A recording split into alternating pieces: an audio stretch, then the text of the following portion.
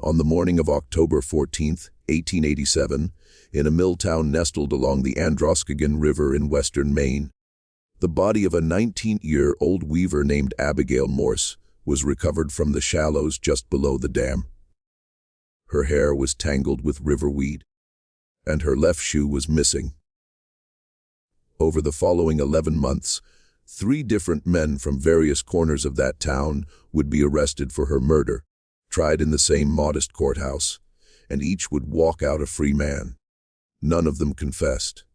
None of them were convicted, and by the summer of 1888, the town itself seemed to have reached a silent, unspoken agreement that her name was never to be uttered again.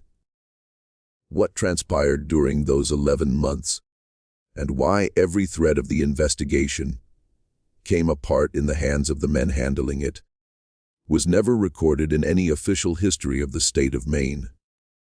But the story survives in a few faded letters, a surveyor's private diary, the payroll books of a shuttered mill, and the loose pages of a coroner who resigned 2 days before Christmas and fled town on the first available train. Before we delve further into the story of Abigail Morse, if you're new here, take a moment to subscribe to the channel so you won't miss our next investigation, and leave a comment below telling us which state or city you're listening from tonight.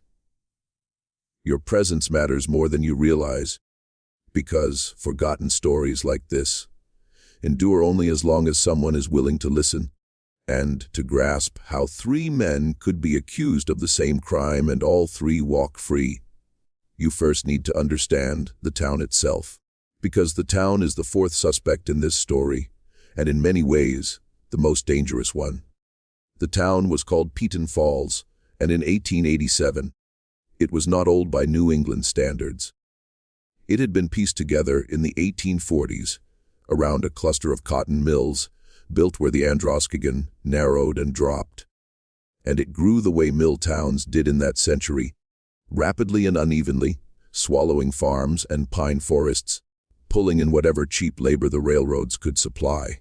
By the time Abigail Morse was born there in 1868, Peton Falls had nearly 4,000 residents, 2 large mills, a canal, a company store, 3 churches, 4 saloons, and a population sharply divided with little overlap between the old Yankee families who had owned the land before the mills and the 3 waves of newcomers the mills had drawn in. There were the Irish, who had arrived first during the famine years, and now held most of the skilled positions on the looms and in the machine shops. There were the French Canadians, who had come south from Quebec in the 70s and 80s, often entire families at a time, many speaking no English, taking the lowest paid work in the weaving rooms. And there were smaller numbers of Scots and Cornish, brought in as overseers and engineers, because the owners trusted them not to fraternize with the rank and file. The 4,000 residents of Peton Falls lived in the same town, walked the same muddy streets, and drank from the same river, but they did not intermarry, did not worship in the same buildings, and did not, as a rule, share each other's secrets. The town had a distinctive sound, one that anyone who lived there would carry in their body for the rest of their life. It was the sound of the falls themselves, a low, continuous roar that rose from the river day and night. Layered over that was the sound of the mills, a deeper, slower thrum that started at 5 in the morning with the first whistle and didn't cease until 9 at night. On Sundays, the mills fell silent, and all you could hear was the falls. The old people said you could feel the difference in your chest, the absence of a weight you hadn't realized you were carrying. The weaving rooms themselves were a different climate entirely. Hot and humid in summer to keep the threads from breaking, kept damp in winter by steam pipes that hissed along the ceiling, and loud in a way that made speech nearly impossible. The women who worked there had developed over the decades a language of gestures, lip reading, and shouted single words that carried commands. warnings, and private jokes through a 12-hour shift. You could always recognize a weaver on the street by the way she leaned forward when spoken to, and by how she answered, if she answered at all, with her mouth forming words more deliberately than other people's, as if every syllable had been shaped for someone who couldn't quite hear. The mill itself stood at the center of everything. It was owned by a man named Silas Bridgham, who had inherited it from his father, and lived in a tall white house on a hill above the dam, where the roar of the water never stopped. Silas Bridgham was 61 years old in 1887, a widower, a deacon in the Congregational Church, and the single largest employer for 40 miles in any direction. He was also, as nearly every sworn statement in the later investigations would note without quite stating it, a man accustomed to being obeyed. He had large, pale hands that he kept folded when listening, and he listened a great deal. When he spoke softly, so people leaned in to hear him, which was, those who dealt with him often said, part of how he operated. He was not a cruel man in any ordinary sense. He didn't raise his voice. He didn't strike his servants. He gave generously to the church and paid for the annual orphans' Christmas dinner out of his own pocket. He was, in the phrase used by his pastor in a eulogy delivered 16 years later, a pillar. But pillars, as anyone who has stood beneath one in an old building knows, bear a great weight, and the weight presses downward, and what is beneath them is often what goes unquestioned. His son, Ezra Brigham, was 24, unmarried, home from 2 years at a business college in Boston, and widely expected to take over the mill within the decade. Ezra was taller than his father, better dressed, and possessed of a laugh that people in Peton Falls often heard in the saloons along the canal on weekend evenings. Although he was never quite drunk, because Ezra Brigham knew exactly where the line was. He had a reputation among the girls in the weaving rooms, and that reputation was not a kind one. There were stories whispered in boarding houses and across kitchen tables in French, Irish, and Yankee English about girls cornered in stairwells, about girls offered rides home in the Brigham carriage who afterward didn't speak of the ride, about a girl 2 years earlier who had left town abruptly to live with an aunt in Rutland, Vermont, and returned 10 months later, thinner and quieter, with a look in her eyes that the women in the weaving rooms recognized without needing to name. But that reputation stayed within the weaving rooms. It didn't climb the hill to the White House. It didn't, before that October morning, find its way into print anywhere in the state of Maine. Abigail Morse worked in the No. 2 weaving room on the 2nd floor of the South Mill. She had been there since she was 13, as her mother had been before her, and her older sister Mercy still was. The Morse family were Yankees, not Irish, not French, which in Peton Falls mattered in ways never spoken directly, but organized every aspect of daily life. It meant they had a smallmanary and clapboard house of their own on the edge of town, rather than a room in a boarding house on the canal. It meant Abigail had attended the district school through the 6th grade, and could read the Bible and write a clean hand, as she did in 3 surviving letters to a cousin in Lewiston. It meant that when she was killed, there were people willing to ask questions, at least initially. Abigail's father had died in a logging accident when she was 11, crushed beneath a log that rolled off a sled on a steep hillside above the river.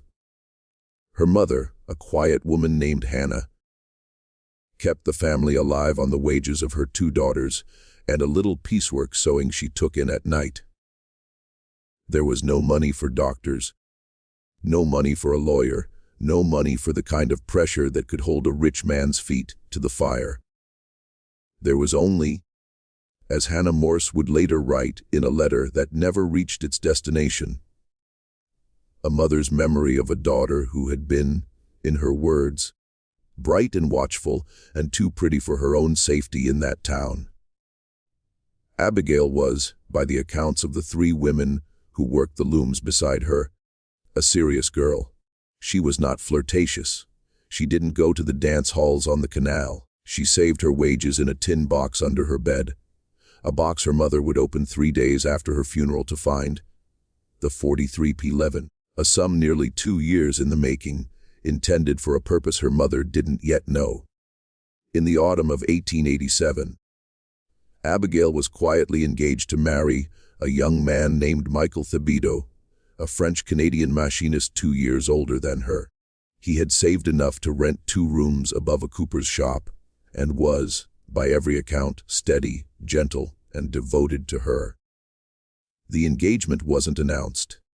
Her mother approved of Michael Thibodeau, but the wider Morse family did not, because he was Catholic and French and not their kind. And Abigail had learned by 19 that some things were easier to do than to explain.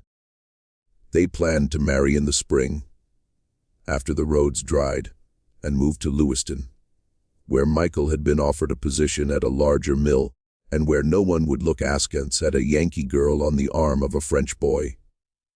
They had a plan. They had a future. The 43 in the tin box was the down payment on a small house on the outskirts of Lewiston.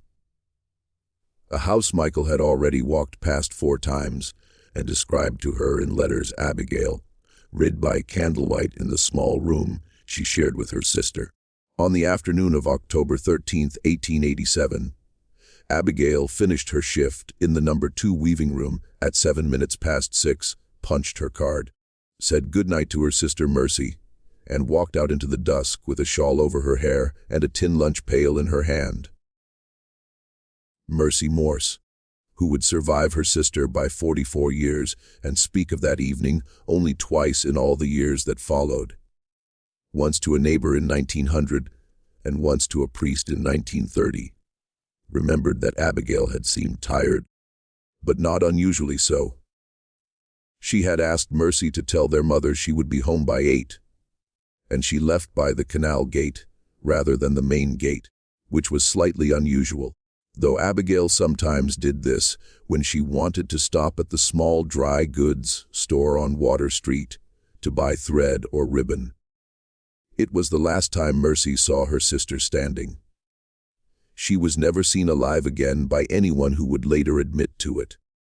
The Androscoggin River in October is cold. The water comes down from the lakes already dark, and by mid-month the nights drop below freezing, a skim of ice forming along the quiet shallows by morning. On October 14th, the sun rose at 16:06. At 6:30, a 12-year-old boy named Cyrus Fournier, walking his father's 2 milk cows down to the river to drink before the first bell, saw a shape at the water's edge just below the dam, where the current curled back on itself and made a slow pool behind the old grinding stones. The shape was long and pale and didn't move. The boy would remember for the rest of his life the particular quality of the morning light on the water. A flat gray light with a hint of pink, where the sun rose over the pines on the east bank, and how his breath came out in a cloud that hung for a second before drifting sideways, and how the cows stopped a few yards short of the shape and lowed, not loudly, but in a sound he had never heard a cow make before, a sound that made the hair stand up on his arms before he understood what he was looking at. Cyrus Fournier dropped his switch and ran. He ran past the cows, past his own house, past the cooper's shop where Michael Thibodeau had just lit the stove, and he didn't stop running until he reached the constable's house on Elm Street, where he pounded on the door with both fists and told the constable's wife, in a mixture of English and French, that there was a dead girl in the river. The constable was a man named Horace Pellier, a French-Canadian who had been on the town payroll for 9 years and was, by the common judgment of Peton Falls, a decent and not especially clever man. He had a slow way of speaking and a slower way of thinking, and both had served him perfectly well in 9 years of minor peacekeeping in a company town, because the problems he was ever called upon to solve were problems that had already been settled by someone else before he arrived. He arrived at the river at 6:45 with 2 deputies and a doctor named Ephraim Haw. Dr. Haw was also the town coroner, a position he held by vote of the selectmen, for which he was paid $12 a year. He was 57, a widower for 6 years, with 1 grown son who had gone to divinity school in Bangor.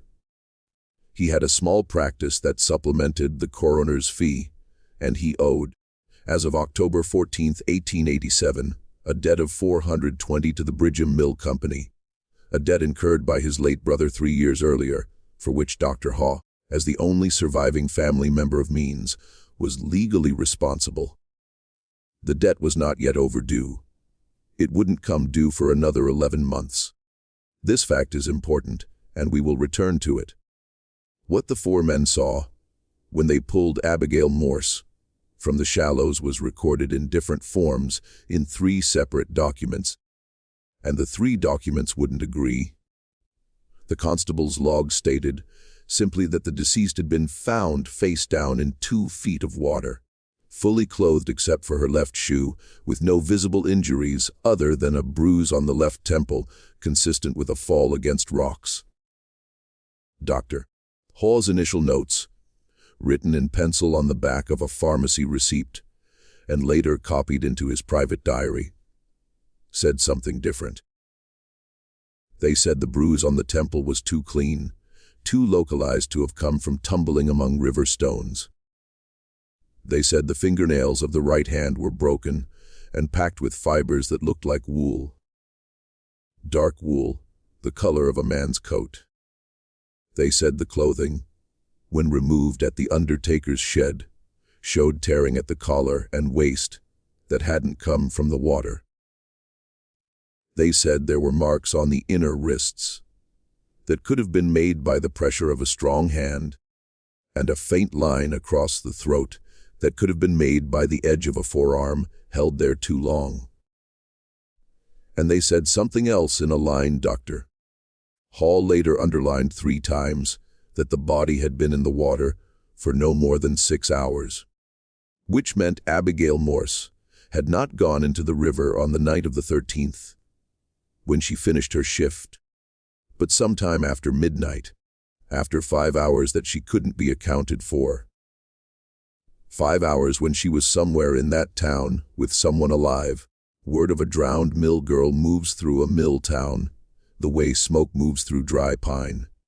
By 9:00 in the morning, the looms in the number 2 weaving room had gone silent, because Mercy Morse had been sent home, and the girls who worked beside her had followed.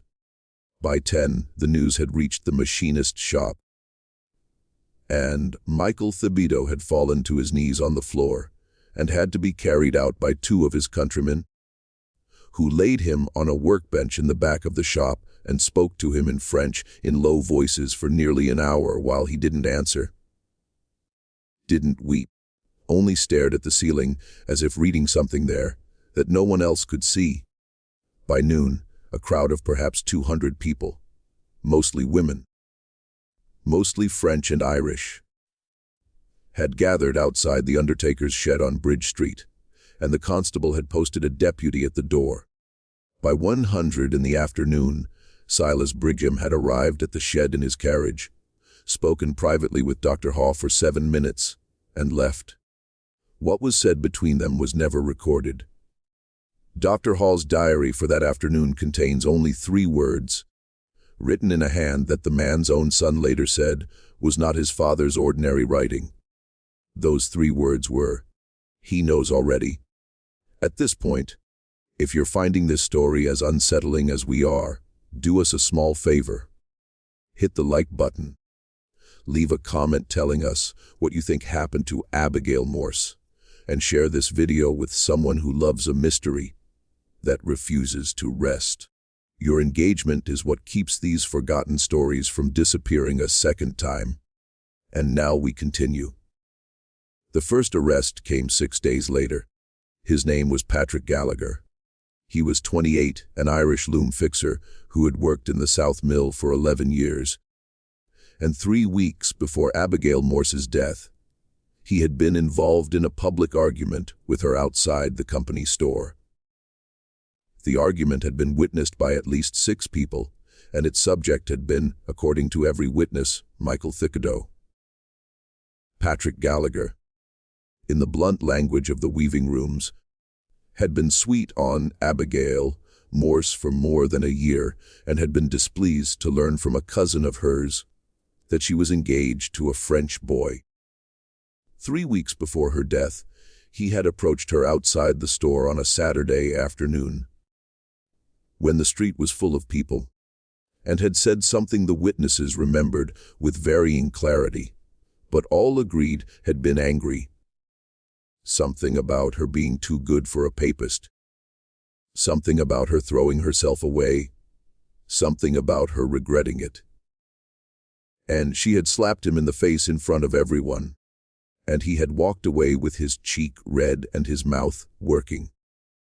2 of the witnesses said he had turned back before he was out of earshot and called her a word they wouldn't repeat under oath. One said he had simply stood for a long moment with his fists clenched and then walked off without a word. No one had followed him. No one had reported the incident at the time. It had been, in the life of a mill town in 1887, an ordinary thing. On the afternoon of October 19th, Constable Polier arrested Patrick Gallagher at his boarding house on the canal and took him to the town jail. The charge was murder in the first degree. Patrick Gallagher, according to the constable's own account, was drunk when arrested, though not violent, and he didn't resist. He said only, over and over, as the constable led him down the stairs of the boarding house, that he hadn't done it, that he had been with friends on the night in question, that they would swear to it, and that he wanted a priest. A priest was sent for. The priest, a Father O'Brien who had served the Irish parish for 6 years, spent an hour with Patrick Gallagher in the jail that evening and emerged, according to the deputy on duty, looking shaken but saying nothing. The trial, such as it was, began 4 weeks later in the second-floor courtroom of the Oxford County Courthouse, 12 miles away in the county seat of Paris, Maine. It lasted 3 days. The prosecution called 8 witnesses, 4 of whom testified to the argument outside the store. Dr. Hall was not called. His written report, entered into evidence, said only what his official log had said, that the deceased had been found face down in 2 feet of water, fully clothed except for her left shoe, with a bruise on the left temple consistent with a fall. The notes about the clean bruise, the torn clothing, the wool fibers under the fingernails, the marks on the wrists, the line on the throat, the 6 hours in the water. None of that was in that report. Dr. Hall had written a second report, a clean one, sometime between October 15th and October 20th, and the second report was the one the court saw. The defense, paid for by a collection taken up among the Irish workers of the South Mill, called a single witness, a woman named Bridget Lassard, who ran a boarding house on the canal and swore under oath that Patrick Gallagher had been in her common room playing cards with 4 other men from 7:00 in the evening of October 13th until past 2:00 in the morning of the 14th. The 4 other men were called. The 4 other men confirmed. They named the game they had played, euchre. They named the stakes, pennies. They named the brand of whiskey, a local corn whiskey distilled by a Scotsman named Mallister in the next town over. The details were consistent. The witnesses didn't contradict each other. The jury deliberated for 90 minutes. Patrick Gallagher was acquitted on all counts and walked out of the courthouse into a cold November rain. And the Irish of Peaton Falls didn't celebrate, because they understood without needing to say it, that the question of who had actually killed Abigail Morse hadn't been asked and wouldn't be asked, and that their man had been the easiest to accuse, and the ease of it was itself a warning. What Dr. Ephraim Haw did in the days between October 15th and October 20th, when he rewrote the coroner's report, is the first of the three silences at the heart of this story. The original pencil notes survived folded into his diary, which was preserved by his granddaughter and donated to the Maine Historical Society in 1947, where they sat uncatalogued until a graduate student found them in 1981. The notes don't say why he rewrote the report. They say only, in an entry dated October 17th, that he had received a visit at his house from a man he called only S.B., who had stayed for 1 hour, and that after the visit, he had walked down to the river alone and stood on the bridge for a long time, and that when he came home he hadn't eaten his supper. There is no entry for October 18th. The entry for October 19th, the day of Patrick Gallagher's arrest, says in full, "I am not the man I was a week ago. God forgive me."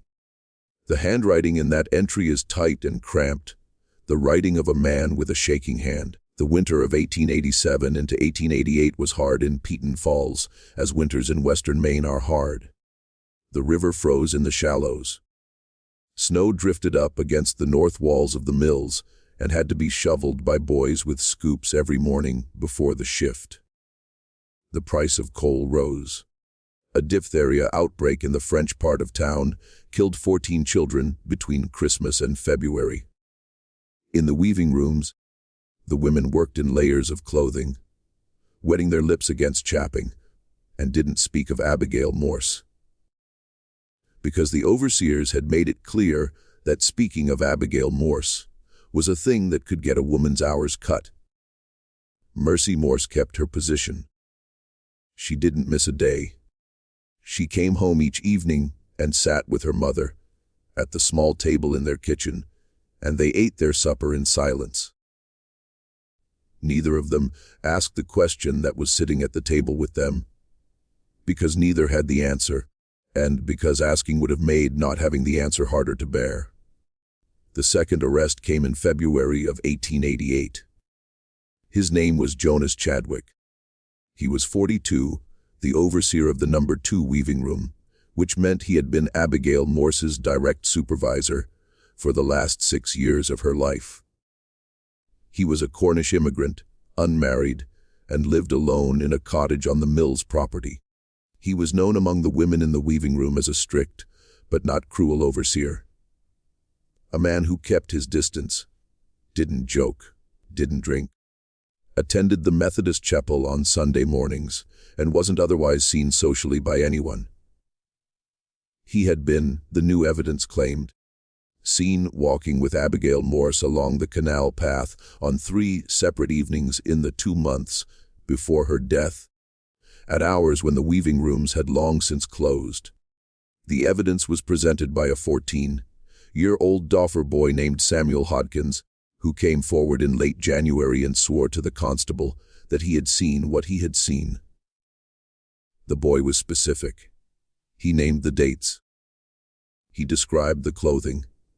He said Abigail Morse had been crying on the second of the 3 occasions, and that Jonas Chadwick had been walking close beside her, speaking to her in a low voice, and that when they had passed the boy, who was standing in the shadow of a warehouse on an errand for his father, Abigail had wiped her face with the back of her hand and hadn't seen him. The constable took the statement. A warrant was issued.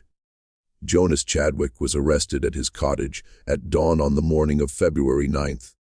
The trial began 3 weeks later. On the second day of the trial, Samuel Hodkins didn't appear. A deputy sent to his parents' boarding house returned with the news that the boy was gone, that his family said he had left for an uncle's farm in New Hampshire, that they didn't know when he would return, and that they wouldn't be able to produce him. The prosecution asked for a delay.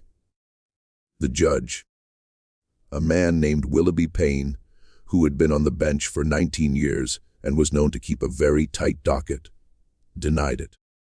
The prosecution called its other witnesses. Two women from the weaving room who had heard Samuel Hodgins say what he had seen, but who couldn't themselves testify to seeing it. Hearsay, the defense objected. Sustained, the judge ruled. The prosecution had nothing else. The defense, paid for by no collection, but by a retainer that court records didn't trace, called Jonas Chadwick to the stand. Jonas Chadwick denied every accusation in a flat, exhausted voice. The jury deliberated for less than an hour and returned a verdict of not guilty. Jonas Chadwick walked out of the courthouse, returned to Petun Falls, packed his belongings into a single trunk, and left on the evening train to Portland. He didn't resign his position at the mill. His position was quietly filled the following week, and his name wasn't mentioned in company records again except in a single line in the payroll book. Settlement paid $60. Samuel Hodgins, the Doffer boy, was never seen in Petun Falls again. His parents stayed. His mother continued working in the weaving rooms. The uncle in New Hampshire was never named, and no such uncle appears in any genealogical record that has since been searched. The parents, questioned years later by a reporter from the Lewiston Evening Journal, refused to speak of their son. The mother is said to have wept. The father is said to have stood, walked to the door of his parlor, opened it, and waited in silence until the reporter left. What happened to Samuel Hodgins is among the many questions this case leaves us with. Perhaps the one that has most troubled the small number of historians who have looked at it. The uncle doesn't exist. The farm doesn't exist. The boy isn't buried in any cemetery in Oxford County, nor in any cemetery in Coos County, New Hampshire. His name disappears from the federal census after 1880. He is, as far as the written record is concerned, a boy who said a thing and then ceased to be. Just when we thought we had seen the worst of this town's silences, the story turns again. And it turns in a direction that forces us to ask whether anyone in Petun Falls in that cold spring of 1888 was still telling the truth about anything. If this story is giving you chills, share this video with a friend who loves dark mysteries. Hit that like button to support our content. And subscribe if you haven't yet, because what comes next is what broke the town apart. Let's discover together what happened in the third trial. The third arrest came in August of 1888. Its announcement was met in Petun Falls, with something that was not quite surprise and not quite relief, but resembled in the accounts of the few who wrote about it, a long exhalation of held breath. The accused was Ezra Bridgham, the son of the mill owner, 24 years old, heir to the White House on the Hill. The evidence against him had come, finally, from Dr. Ephraim Haw in the last week of July. Dr. Haw, now 58 and visibly ill, with what his son would later identify as the beginning of the stomach cancer that would kill him the following spring, had walked into the office of the county district attorney in Paris, Maine, carrying a leather satchel, and placed on the district attorney's desk his original pencil notes from October 14th, a copy of his diary, and a signed affidavit. The affidavit ran to 4 pages in his own cramped hand, and laid out with the methodical precision of a man who had been rehearsing the words for a long time exactly what he said had happened. It stated that he had falsified the coroner's report in October under pressure from Silas Bridgham, that the pressure had taken the form of a conversation in his parlor on the afternoon of October 17th, during which Silas Bridgham had reminded him, without ever raising his voice, of the $420 debt owed by his late brother to the Bridgham Mill Company, and had mentioned, without ever explicitly threatening, that the debt could be either forgiven in full or called in full, and that it had occurred to him that the doctor might find it easier to write a simpler report than the one he had originally drafted. a report more in keeping with what the community would find comforting in a tragic accident. The affidavit said that the debt had been forgiven on November 1st, 1887, in writing by Silas Bridgham's own hand. The affidavit said that the bruise on Abigail Morse's temple had been inflicted before her immersion in the river and was consistent with a blow from a man's fist. That the torn clothing and the wool fibers under her fingernails indicated she had fought her attacker. That the marks on the wrists and the throat indicated restraint and suffocation. And that she had, in the doctor's medical judgment, been strangled to unconsciousness before being placed in the water, where she had drowned while still breathing but unable to resist. And it said, finally, that he had reason to believe, from what he had heard in the undertaker's shed on the afternoon of October 14th, that the attacker had been Ezra Brigham, because Silas Brigham, when he had arrived at the shed that afternoon and been shown the body, had not asked any of the questions a man who didn't already know the answers would have asked. The district attorney was a man named Hiram Crocker, a Republican from the southern part of the county, who owed nothing to the Brigham family, and who, according to his own later memoir, read the affidavit twice and then sat at his desk for a long time with his eyes closed. And then he issued the warrant. Ezra Brigham was arrested at his father's house on the evening of August 3rd, taken to the county jail in Paris, and held without bail. The news, when it reached Peaton Falls on the morning of August 4th, traveled through the mill in less than 20 minutes. The looms stopped. The women didn't cheer. They didn't weep. They stood at their machines, according to one of the 3 surviving letters. Mercy Morse wrote to her cousin in Lewiston, and they looked at each other and said nothing at all. After a long moment, they started the looms again, because the overseers were shouting, and the mill didn't stop for the dead. The trial of Ezra Brigham began on September 11, 1888. It was, by every measure, the most closely watched criminal proceeding in the history of Oxford County to that date. Reporters came from Portland, from Lewiston, from Augusta, and from as far as Boston. The courtroom seated 112 people and held on the first day closer to 200, with the overflow standing against the back wall and filling the stairwell. The air in the room by mid-morning was thick enough that one reporter wrote of having to loosen his collar to breathe, and the windows were kept open even as the September air outside grew cold, so that the voices of the lawyers and witnesses had to carry over the rustle of papers, the scrape of chairs, and the occasional shout of a newsboy on the street below. The prosecution was conducted personally by Hiram Crocker.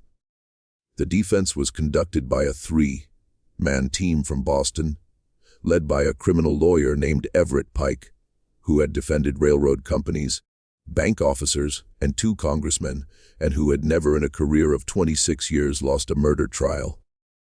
Silas Brigham had spared no expense. The cost of the defense, according to a letter Silas Brigham's accountant wrote to an insurance underwriter the following year, was $7,200, more than Dr. Hall had earned as coroner in his entire career. The prosecution's case rested on 4 pillars. First, the revised coroner's testimony, now given under oath by Dr. Hall from the witness stand with the original pencil notes entered into evidence. Second, the testimony of a housemaid at the Brigham residence, a 19-year-old girl named Sarah Daring, who swore that on the night of October 13th, Ezra Brigham had returned home at some hour past 200 in the morning with mud on his boots and a scratch on his right cheek, and that she had heard him from her small room off the kitchen, washing his hands in the scullery for what she estimated to be nearly half an hour, and that the next morning she had been asked to take a certain coat to the town dressmaker with instructions to clean it with particular care, and that the coat had been damp and smelled faintly, but unmistakably of River. Third, the testimony of a night watchman at the South Mill, a man named Owen Mackey, who swore that at approximately 8:30 on the evening of October 13th, he had seen Ezra Bridgham walking along the canal path in the direction of the Morse house with his coat collar turned up against the cold, and that at approximately 1:00 in the morning, he had seen the same man walking back in the opposite direction, alone, moving quickly, no longer wearing the coat. Fourth, the testimony of Michael Thibodeau, Abigail's fiancé, who swore that Abigail had told him 2 weeks before her death that Ezra Bridgham had approached her in the weaving room corridor and had made, in her words, an offer she had refused, and had then said to her, in a voice she remembered as quiet and unbothered, that she would regret the refusal. Michael Thibodeau further testified that Abigail had told him she intended to leave the mill before the wedding, even though it would cost them the money they were saving, because she didn't feel safe in that corridor anymore. And that he had asked her why she hadn't told her mother or her sister. And she had said, with a small, sad smile he remembered vividly, that some things a girl kept to herself in that town, if she wanted to keep her job. Every one of the 4 pillars over the 3 weeks of the trial was pulled down. Dr. Haw, under cross-examination by Everett Pike, was questioned for 11 hours across 2 days. Pike didn't attempt to dispute the pencil notes. That wasn't his strategy.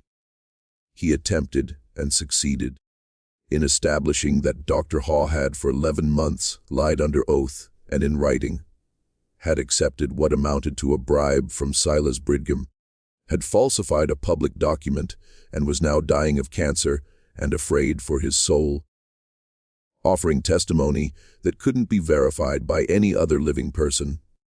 And that was, by Pike's careful construction of the record, equally consistent with a desire to injure the Bridgham family for reasons the doctor himself couldn't quite name. Pike was polite throughout. He didn't raise his voice. He referred to the doctor as Sir. He asked at one point, with a tone of almost gentle concern, whether it wasn't possible that a man in Dr. Haw's condition near the end of his life, carrying a weight of guilt that no man should have to carry alone, might not be shaping his memories to fit the shape of the confession he felt he needed to make. Dr. Haw, who had been on the stand for 6 hours at that point, didn't answer for a long time. When he answered, he said only, "I am telling the truth." Pike nodded and said, "I am sure you believe you are." The jury, Pike suggested with great politeness across the remainder of the cross-examination, was being asked to convict a young man of murder on the sworn word of a self-confessed perjurer. Dr. Haw, by the end of his testimony, was gray-faced and trembling. He left the stand and didn't return to the courtroom. He returned to Petun Falls on the evening train, went home to his empty house, and began that night to write his will. Sarah Daring, the housemaid, was questioned for 2 hours on the morning of September 20th. She confirmed her prior statement. She described the mud, the scratch, the washing of the hands, the coat. She was then asked by Everett Pike whether it wasn't true that she had been dismissed from the Bridgham household in July of 1888, 3 weeks before coming forward with her testimony for the theft of a silver spoon. She admitted it was true.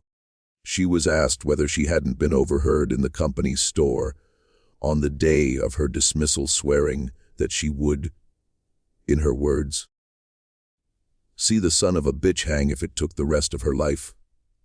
She denied it. 3 witnesses were produced who swore they had heard her say it. The jury watched her face redden and her hands shake. When Pike released her from the stand, she left the courtroom weeping and wasn't called again. Owen Mackey, the night watchman, didn't appear on the day he was scheduled to testify. A deputy sent to his tenement found the door locked and the rooms empty. His wife, questioned the following morning, said only that her husband had left on the night train to Boston and hadn't told her why, that he had left her with $38 in cash, and that she didn't expect him to return. Owen Mackey was never found. His disappearance was reported to the Boston police. No body was recovered. No sighting was confirmed. The 38, his wife later acknowledged under further questioning by a reporter from the Portland Daily Press, was more than 3 months of his wages. Where it had come from, she couldn't say. She would say some years later that a man in a dark coat had come to her door 2 days before her husband's departure and had spoken with him on the porch for about 10 minutes, and that she hadn't recognized the man, and that after the man had gone, her husband had come inside and sat at the kitchen table and hadn't spoken for the rest of the evening, and that in the morning she had found on the dresser beside their bed the 38, and her husband had not been in the house. Michael Thibodeau, the fiancé, took the stand on September 24th. He was 21 years old. He hadn't slept properly in 11 months. He spoke in English that was clear but slow, and he answered every question in a voice that the Portland reporter described as the voice of a man speaking across a great distance. He repeated what Abigail had told him. He described the conversation. He named Ezra Bridgham. He was asked by Hiram Crocker whether he had any doubt that Abigail had told him the truth. He said he had none. And then, on cross-examination, Everett Pike asked him a single question, whether he had, in the week following Abigail Morse's death, been overheard in a saloon on the canal swearing in the hearing of at least 4 men that he would kill Ezra Bridgham with his own hands. Michael Thibodeau said nothing for a long moment. Then he said yes. Pike asked him whether a man who had publicly sworn to murder the defendant could be trusted to tell the truth about words the defendant had allegedly spoken to a dead girl 11 months before. Michael Thibodeau didn't answer. Pike thanked him and sat down. The prosecution attempted a redirect. Hiram Crocker asked whether the grief of a man whose fiancée had been murdered might not reasonably produce a moment of drunken anger that didn't reflect his ordinary character. Michael Thibodeau said yes. But the damage was done, and the jury had seen what Pike had wanted them to see, a man who wanted Ezra Bridgham dead badly enough to have said so in public. The defense, after all this, called only 3 witnesses. A Boston physician who testified that the injuries Dr. Haw had described could, in his professional opinion, have been caused by the mechanical action of a body in a river over a period of hours.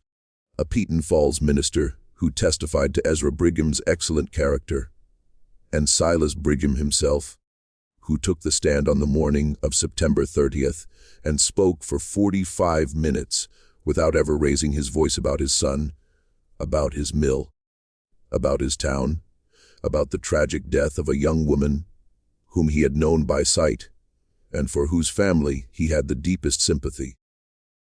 He wept once briefly near the end of his testimony, speaking of his own late wife and of the children they had raised together. The Boston reporter observed that he had, in his entire time covering the courts, rarely seen a more effective witness. The jury deliberated for 6 hours on the evening of October 2nd, 1888. They returned at 9:45 that night with a verdict of not guilty on all counts. Ezra Bridgham embraced his father in the front row of the courtroom. Silas Brigham was seen to weep openly, which was, according to 3 separate correspondents, the first public display of emotion anyone present had ever seen from him. The Bridgham family left Paris, Maine by private carriage that same night. They returned to Peton Falls. The mill reopened the following Monday.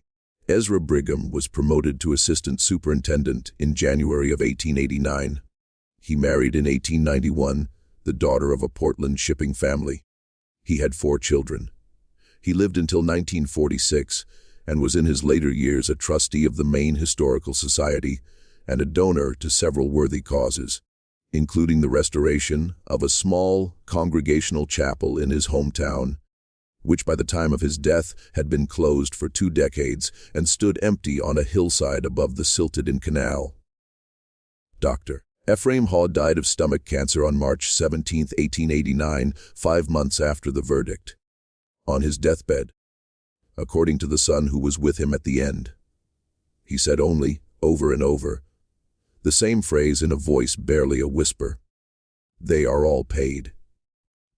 What Dr. Haw meant by that phrase is the final question this story leaves us with, and it's the question that cannot be answered by any document, any testimony, or any honest reading of the evidence, because the answer requires us to believe a thing that no court in 1888 could have found, and no court since has been willing to find. The pattern, when you lay the 3 trials side by side, doesn't look like justice failing.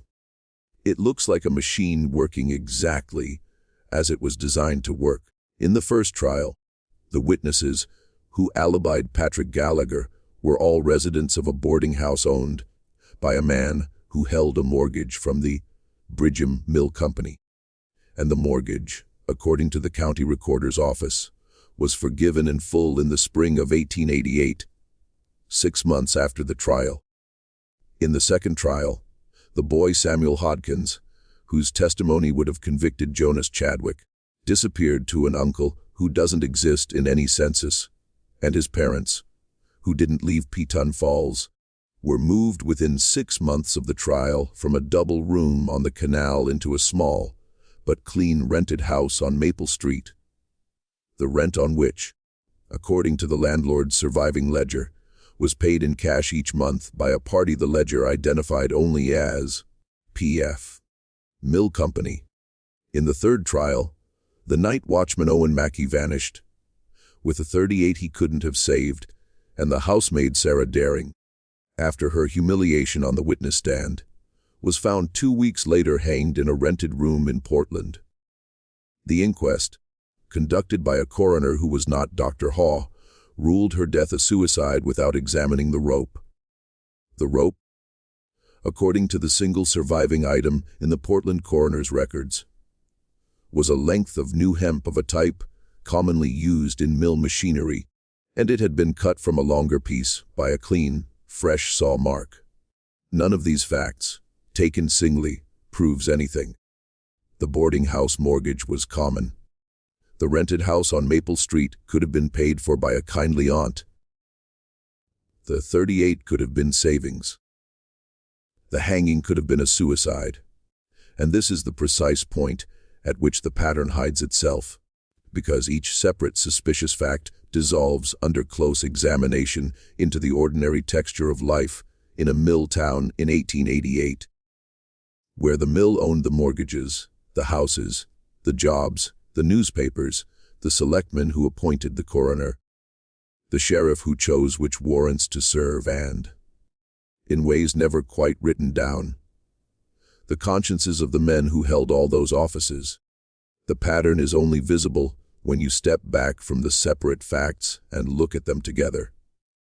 And even then, what you see is not a conspiracy in the modern sense, not a meeting of men in a locked room, but something older and quieter, and, in its way, more terrible. You see a town, an entire town, tacitly agreeing that a certain answer couldn't be arrived at, because the answer would require the town to dismantle itself. And so, instead, 3 different men were tried and 3 different acquittals were obtained.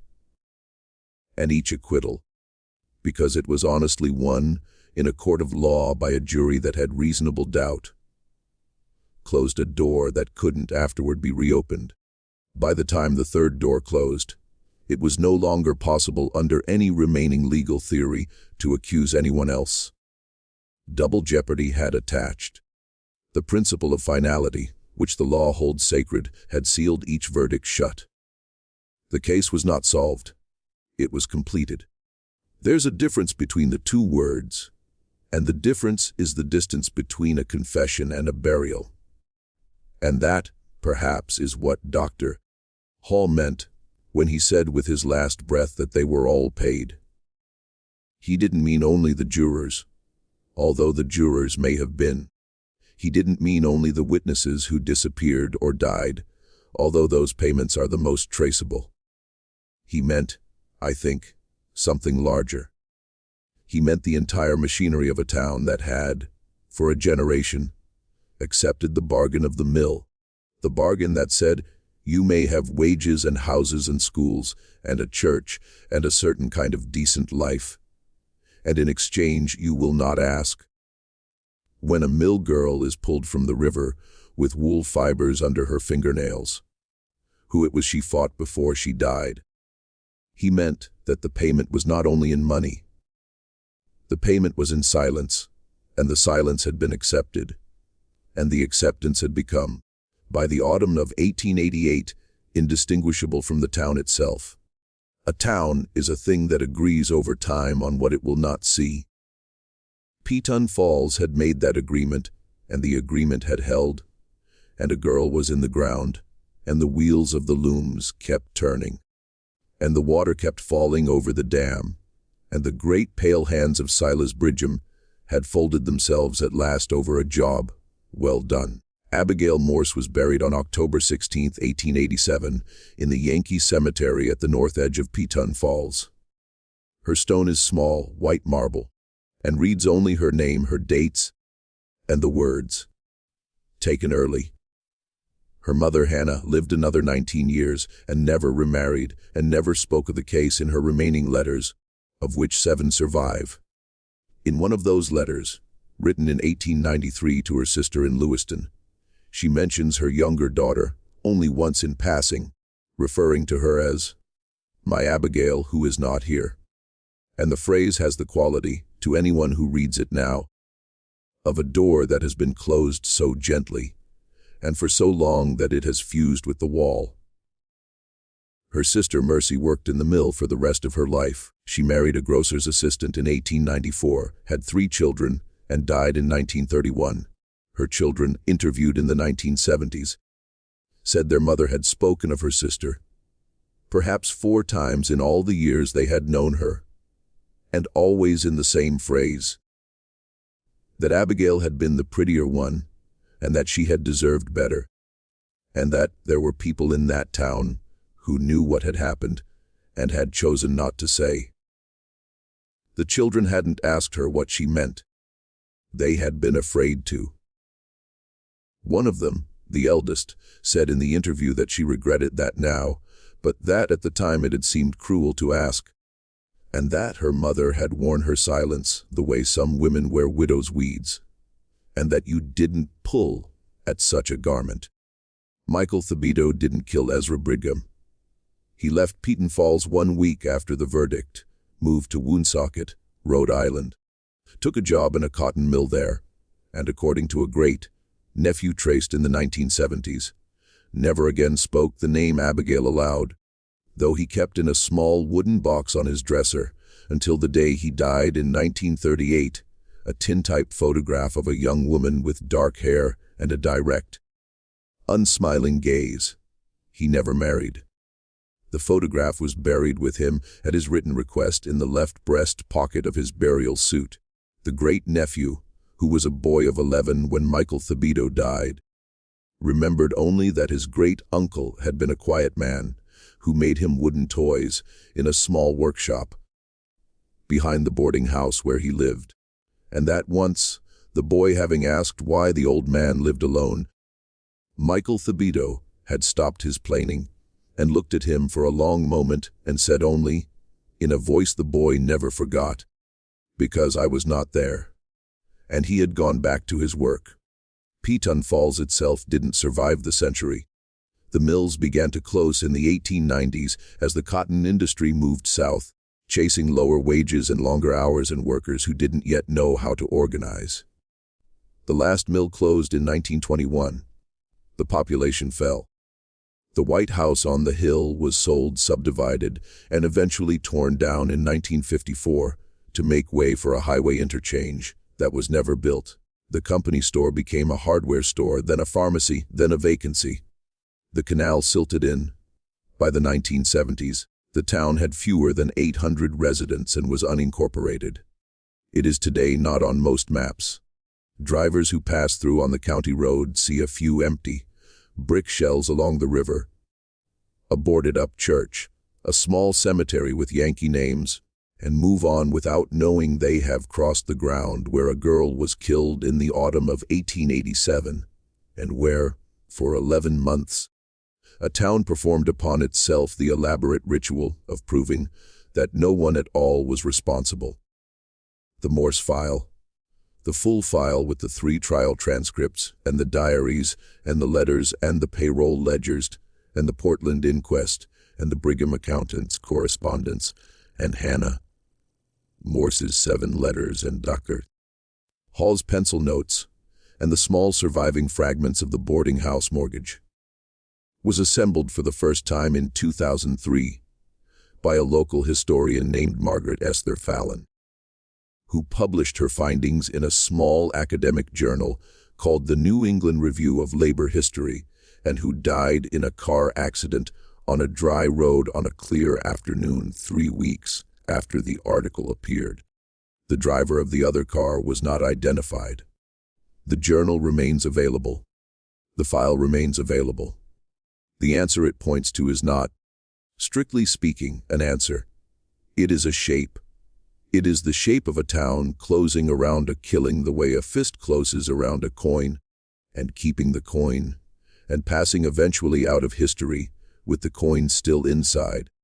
This mystery shows us that sometimes the most terrifying thing in a story is not a single monster, but an entire community that has decided, without ever holding a vote, that some truths will cost too much to speak. Abigail Morse did not drown. 3 men were accused and 3 men went free, not because the law failed, but because the law worked precisely as powerful men had arranged for it to work.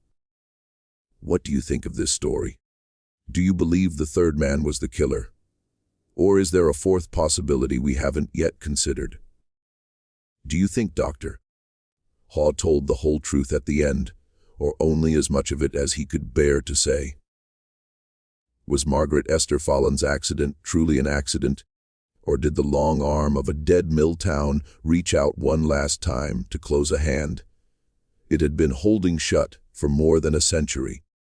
Leave your comment below. If you enjoyed this tale and want more forgotten crimes pulled from the archives of American history, subscribe, hit the notification bell, and share with someone who loves mysteries that refuse to stay buried. The dead do not rest when the living refuse to remember them.